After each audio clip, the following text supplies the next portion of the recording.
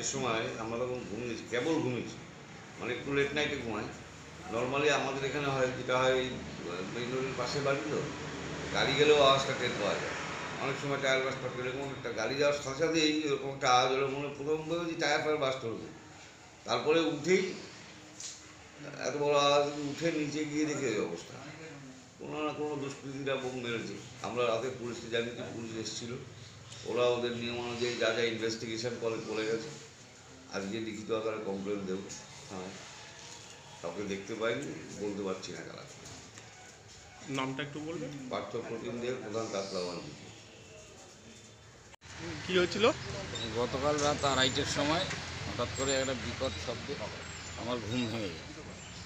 ঘুম ভাঙার পরে আমি তখন এই দরজাটা খুলে দেখি এটা বমি মেরেছে, ধোঁয়ায় একদম ধোঁয়াকার, গন্ধ প্রচণ্ড, মানে বারুদের, পোড়া বারুদের গন্ধ, ধোঁয়ায় ভর্তি হয়ে গেছে ঘরটা। তা বোঝা গেল যে কেউ এসে এখানে একটি বোম মেরে বেরিয়ে গেছে। কী কারণে মেরেছে, কারা মেরেছে, রাতের অন্ধকারে দেখতে পাইনি। পুলিশকে ফোন করেছি, পুলিশ সঙ্গে সঙ্গে এসেছিল। পুলিশের প্রাথমিক তদন্ত শুরু করেছে। এবার পুলিশের কাছে বলা আছে তারা সঠিক যারা কাজটা করেছে দোষীদের খুঁজে বের করবে এবং আইনানুগ ব্যবস্থা নেবে, এটাই আমাদের ইয়ে। কজন ছিল তো? কজন ওইভাবে দেখতে পাইনি রাত্রিবেলা যেহেতু, তবে গলার আওয়াজ একজন পেয়েছি, চল চল বলে একটা গলার আওয়াজ হয়েছে, সেটা মনে হচ্ছে দুজন ছিল। একটু নামটা বলবেন?